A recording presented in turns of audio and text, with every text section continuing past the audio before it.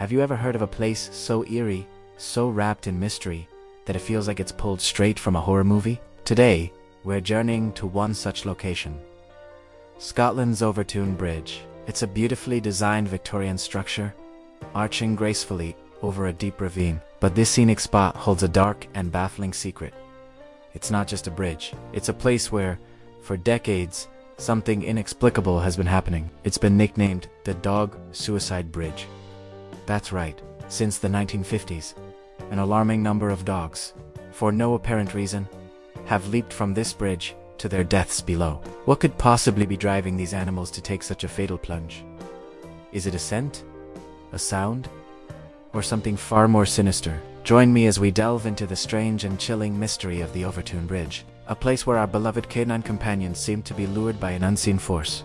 We'll explore the theories, the eyewitness accounts, and the scientific investigations, trying to unravel this heartbreaking phenomenon. Stick around, because the story of this bridge is one you won't easily forget. The Overtoun estate, where the bridge is located, is steeped in history. The Grand Overtoun House was built in the mid-19th century by James White, a wealthy industrial. The bridge itself was added later, providing a grand entrance to the estate. It's an imposing structure, with 3 arches spanning the Overtoun Burn, a small river that flows 50 feet below. For years, it was simply a picturesque part of the Scottish landscape.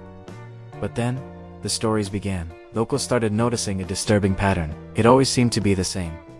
A person would be walking their dog across the bridge, and suddenly, the dog would become agitated, run to one specific side of the bridge, and jump over the parapet. We're not talking about 1 or 2 isolated incidents. Reports suggest that over 600 dogs have made this leap, with at least 50 of them not surviving the fall. What is even stranger is that the dogs who do survive the fall have been known to climb back up and try to jump again. It's a compulsion they seemingly can't resist. Let's talk about the specifics, because the details make this story even more bizarre. The majority of the dogs involved are long-nosed breeds, like Collies, Labradors, and Greyhounds. Why? Does their superior sense of smell have something to do with it? The jumps almost always occur from the same spot between the final 2 parapets on the right-hand side of the bridge, and it nearly always happens on clear, sunny days. This isn't random. There's a distinct pattern here that has baffled experts for years. Imagine walking your happy, healthy dog, your best friend, and in a split second, they're gone. The emotional toll on the owners is devastating. One local woman, Donna Cooper, shared her story. She was walking her collie, Ben, when he suddenly bolted and leaped over the wall. She described it as completely out of character, a sudden, inexplicable urge. Miraculously, Ben survived, but the experience left her shaken and searching for answers. Her story is just one of many, a chorus of heartbroken owners, all asking the same question. Why? Naturally, when faced with something so unexplainable, people turn to all sorts of theories. One of the most popular, and certainly the most chilling, is rooted in local folklore and the supernatural. The Overtoun estate is said to be a thin place, a concept from Celtic mythology where the veil between our world and the spirit world is particularly thin. Some believe the bridge is haunted. One local legend speaks of the White Lady of Overtoun, the grieving ghost of James White's wife, who is said to roam the grounds. Could a spectral presence be spooking the dogs? Adding to this supernatural angle, in 1994, a tragic and horrific event occurred on the bridge. A local man, believing his infant son was the Antichrist, threw the baby from the bridge before attempting to take his own life. This dark event cemented the bridge's reputation as a place of sorrow and bad energy. Could the residual trauma of this act be affecting the animals? While it's a compelling narrative, it's one that's impossible to prove. For those who prefer a more scientific explanation, several theories have been proposed. The Scottish Society for the Prevention of Cruelty to Animals sent an animal habitat expert, David Sexton, to investigate. After examining the area, he came up with a compelling hypothesis. He discovered that the undergrowth beneath the bridge was teeming with mink. Minks are small, semi-aquatic mammals that release a very potent, musky scent from their anal glands, especially when they feel threatened. Sexton proposed that this powerful scent is wafting up from the ravine and attracting the dogs. Their curiosity piqued. They run to the edge and, misjudging the height of the parapet wall, they accidentally fall over. This theory would explain why long-nosed breeds, with their keen sense of smell, are more affected. It also aligns with the fact that minks were introduced to the area in the 1950s, which is right around the time the strange jumps began. But is the mink theory the whole story? Let's break it down. On one hand, it makes a lot of sense. Dogs are naturally curious and a strong, unusual smell could easily overwhelm their senses and lead them to investigate. The thick, sloping granite walls of the bridge could also obscure their view of the massive drop on the other side. From a dog's perspective, it might just look like a solid wall with an interesting smell coming from behind it. They leap up to see, and tragedy strikes. However, there are holes in this theory. Why only this bridge? Minks live all over Scotland. Why aren't dogs jumping off other bridges?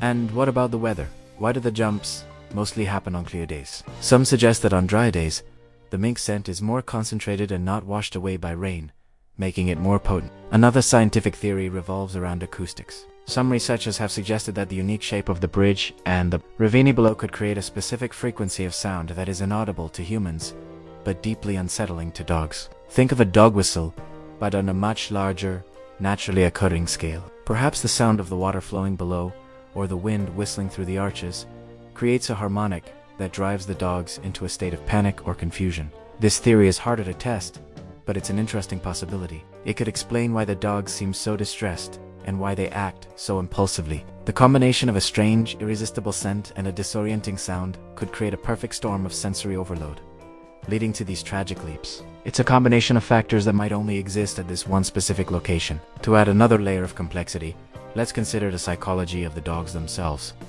Dr. David Sands, a canine psychologist, visited the bridge to conduct his own experiments. He walked the dog across the bridge to observe its reactions firsthand. He noted that from a dog's eye level, the solid granite parapet completely blocks the view of the drop. He also confirmed that the foliage below emitted a cocktail of scents: mink, squirrel, and mice that were very stimulating for a dog. He concluded that the dogs likely aren't intending to harm themselves. They are simply overexcited, curious, and due to the bridge's construction, they are unaware of the deadly danger on the other side.